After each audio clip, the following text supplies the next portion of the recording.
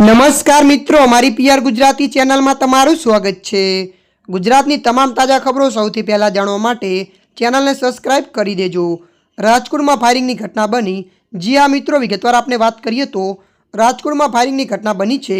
ગોંડલના ધોધાવદર ગામે વાડીના છેડા બાબતે પાડોશીઓ વચ્ચે બબાલ થતાં જોટાડીમાંથી ફાયરિંગ થયું હોવાનું સામે આવ્યું છે। તો વધુ જણાવી દઈએ કે કોડી ઠાકોર વિકાસ નિગમના પૂર્વ ચેરમેન ભૂપતભાઈ ડાભીના ભાઈએ જોટામાંથી ફાયરિંગ કર્યું હતું। મળતી માહિતી અનુસાર આપને જણાવી દઈએ કે ફાયરિંગ બાદ બોતાડ પદાર્થે હુમલો કર્યો। હુમલામાં સામા પક્ષને ઈજા પહોંચતા રાજકોટ ખસેડાયા છે। મળતી માહિતી અનુસાર વધુ જણાવી દઈએ કે દીપકભાઈ ડાભી પર હુમલો થતાં ફાયરિંગ કર્યું હોવાનું ચર્ચા છે। આ મામલે ગોંડલ પોલીસે વધુ તપાસ હાથ ધરી છે। ત્યારે મિત્રો હાલ માટે આટલું, મળીશું નવી અપડેટ સાથે। જો તમને અમારો વિડીયો પસંદ આવે લાઇક, શેર અને સબસ્ક્રાઈબ કરી નાખજો। ધન્યવાદ।